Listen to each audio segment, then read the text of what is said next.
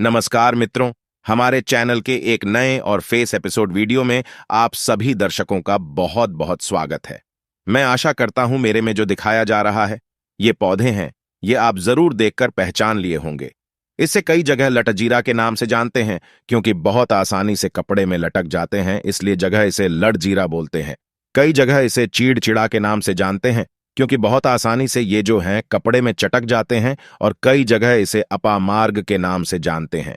अब इसका नाम अपामार्ग है क्यों पड़ा है? क्यों आपने सभी फल को देखे होंगे, सभी वृक्ष को देखेंगे। सभी वृक्ष है जो फल होता है वो खासकर ऊपर की तरफ होता है, यानी कि उल्टे नहीं होते। लेकिन इसके जो फल होता है, बीज होता है, यह उल्टे होता है, यानी कि दुनिया से उल्टे चलते हैं। इसलिए इसका नाम अपामार्ग। कई जगह इसे भी लटजीरा कहती है। तो रोडपति को भी करोड़पति बनाने में समर्थवान है। ये पौधा आज के इस गुड में बताने जा रहे हो। अपने फायदे के लिए वीडियो को पूरा जरूर देखना। अगर वीडियो को आधे बीच में छोड़ करके जाते हैं तो सारे जिंदगी आपको पछताना पड़ेगा, क्योंकि कोई भी जो जानकारी होती व्यर्थ नहीं जाती। अभी नहीं तो बाद में चलकर के काम जरूर आते हैं। और आप सभी दर्शकों को एक बात बताना चाहूंगा। जंगल में रहने वाले संत महात्मा लोग जब साधना करते हैं तो इसके जो बीज होते हैं, इसके बीज को दूध में पका करके खीर बना लेते हैं।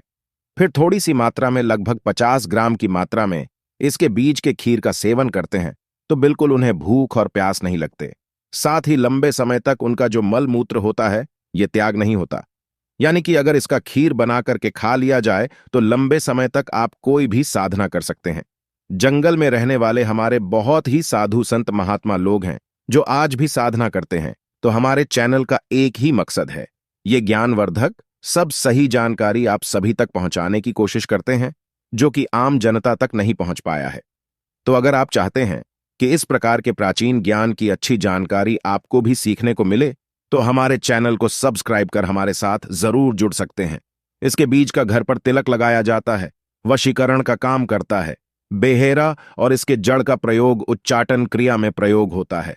तंत्र में ठीक है तो सफेद कलर की, खासकर जो ये अपामार्ग है, यह चिड़चिड़ा है, इसका प्रयोग करना है। इसके जड़ को अगर बांझ औरत को पीला दिया जाए तो कैसा भी बांझ औरत हो, रविपुष्य नक्षत्र योग होना चाहिए। उस समय इसके जड़ को बाजार से लाकर के रात को पीला देने से वह गर्भवती हो जाती है, लेकिन ऋतु स्नान के यानी कि मासिक धर्म के 5 दिन बाद पिलाना होता है। अब हमें आप सभी दर्शकों को बताना चाहूंगा, गोरोचन के साथ इसके जड़ को पीस करके अगर तिलक लगा लिया जाए और अगर आप पूरे सभा में जाते हैं तो पूरे सभा वशीभूत हो जाते हैं, या किसी एक के लिए गोरोचन के साथ अगर आप इसके जड़ का तिलक लगाते हैं तो पत्थर हृदय वाला स्त्री भी आपके प्रेम में बंध जाएंगे। दुनिया की कोई भी शक्ति उन्हें नहीं बचा पाएंगे। तो ये तीव्र वशीकरण का काम करते हैं। अब एक बात आप सभी दर्शकों को बताना चाहूंगा, रवि पुष्प नक्षत्र में इसके जड़ का अंजन करने से, यानी कि रवि पुष्य नक्षत्र में इसके जो जड़ होता है, इसका काजल आंख में लगाने से जमीन में दबा हुआ धन दिखाई देने लगते हैं। आसपास के जो भूत प्रेत नकारात्मक शक्ति है, देवी देवता सकारात्मक शक्ति है, इस सारे सब कुछ दिखाई देने लगते हैं। इतना ज्यादा ये पौधा पावरफुल है, इसलिए तंत्र की दृष्टि से बड़े बड़े जो आयुर्वेदाचार्य हैं, बड़े बड़े जो संत महात्मा है, उन्होंने इसे सबसे पहले श्रेणी में रखा है, क्योंकि इसको जो तंत्र का प्रभाव कभी विफल नहीं जाता। यह नवरात्रि है, दिवाली, किसी भी शुभ मुहूर्त में इसके जड़ डाच लाकर के घर की तिजोरी में रखा जाए तो ये पूरे घर को अन्न धन से भर देते हैं। इतना ज्यादा इसके अंदर में समाहित शक्ति होती है, तो पूरे विश्वास के साथ, पूरे लगन के ही साथ इसको अपने घर में, अपनी तिजोरी में रखें। आपके घर परिवार को, आपके पूरे घर को धन संपदा से भर देंगे। तो आज की जानकारी यहीं पर समाप्त करते हैं। हमारी द्वारा यह जानकारी आपको कैसे लगी, और भी इसे ज्ञानवर्धक जानकारी पाने के लिए हमारे चैनल को सब्सक्राइब करें, वीडियो को लाइक करें, अपने दोस्तों में शेयर करें। आज की जानकारी यहीं पर समाप्त करते हैं।